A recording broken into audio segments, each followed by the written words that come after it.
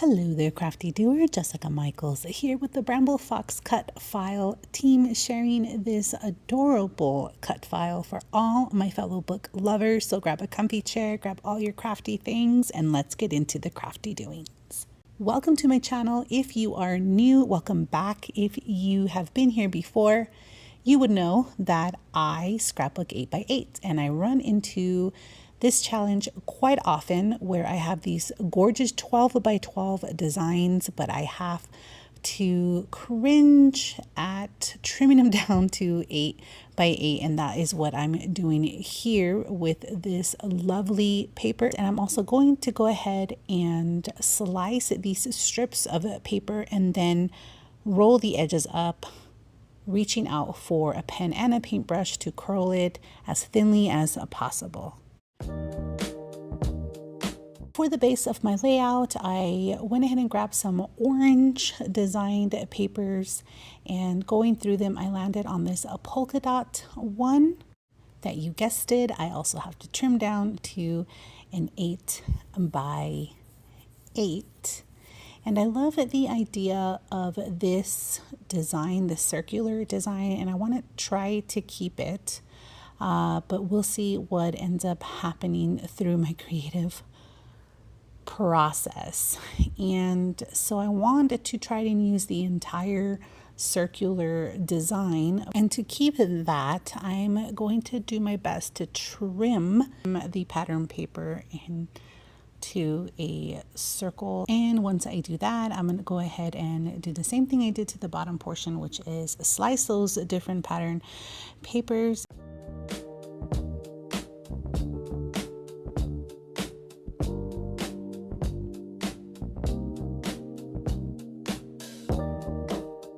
I reached for this pinstripe pattern paper for the sentiment of my layout, and I'm thinking after placing it on top of the pattern paper that it might not work out. And I tried cutting this cut file a few times and it turns out my blade was dull. So make sure your blades are sharp to get through these, especially these 49 and Market paper. They are top notch quality.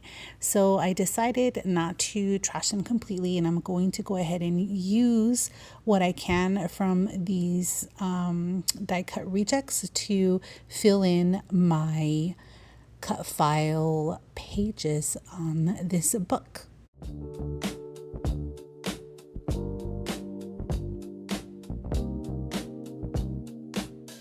I do really like how the white outline pops off of all this busy pattern paper, and I'm thinking I might end up doing that for my sentiment. We'll see. I dive into my stash to try and use up as many paper scraps as I can to fill in the pages of this book. Am I crazy or am I a genius? I'm literally taking the time to cut out tiny pieces of scrap paper because remember, I scrapbook 8x8, and so my die cuts are a little bit smaller than you would normally use, like on a 12x12. This is very time consuming, but I feel at this point like I am committed and I'm really loving the results. So I'm just going to push through, but let me know, what would you do? Okay, so let me clear my desk here for a second. And I think I'm going to go ahead and cut this circle in half because I have to consider the cut file. When I place it on top of the busy pattern paper, it blends in too much. When I put it on top of the solid, not so solid, as Vicki Boutin says, the cut file stands out a bit more.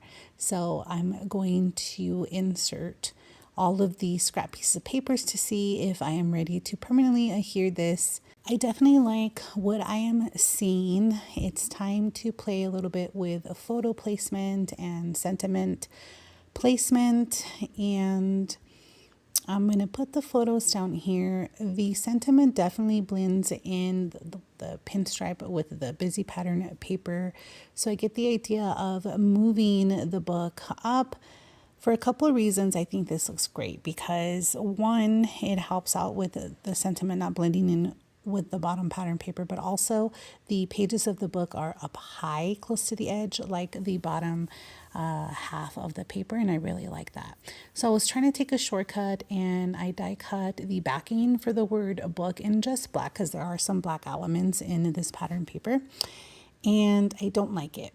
When I turn the word book over, there's some green pattern paper, and overachiever here decides to go ahead and use different pattern paper to back the entire word book.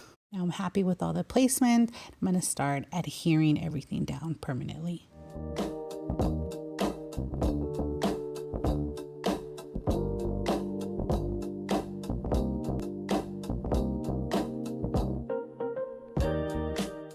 I do want to add a linear element to this design, and I'm going to grab the strip information strip to the scrapbooking paper.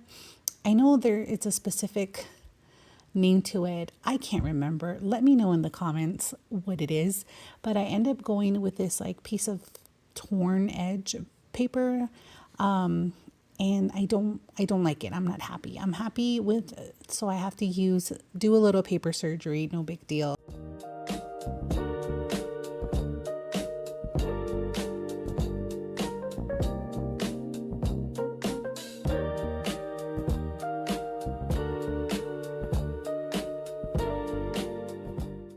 I dive into the laser cut elements from this collection and pull this puppy out. And it is gorgeous. I love the intricate lace and the stitching design on this, which prompts me to add a bit of stitching later on in my design. Because I have all that movement at the bottom, I want to go ahead and put the word book on some foam tape to give it some height. I like to tear off the backing to foam tape, that way I can maneuver it around where I need it. I was going to try to glue this down, but instead I'm going to reach for my spray adhesive, which made it a lot easier. I'm going to tuck it right behind the sentiment book worm and start adhering all of my different pattern papers. Now it's time for embellishing, and I'm going to use the vellum ephemera.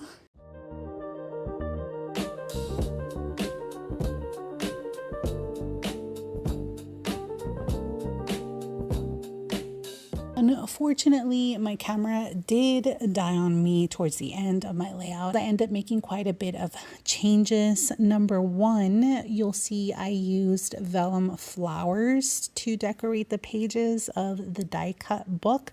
I ended up swapping those out with vellum butterflies. The next thing is I added stitching on the top half border of the page, and I added a little bit of white splatter. You will see all those changes in the completed photos here at the end of this video, which I thank you for popping in. Get this awesome cut file and many others. Go to bramblefox.com. If you found this video helpful or you liked it, give it a thumbs up. If you are not yet a subscriber, I encourage you to subscribe. Thanks again for watching. Until the next crafty doings.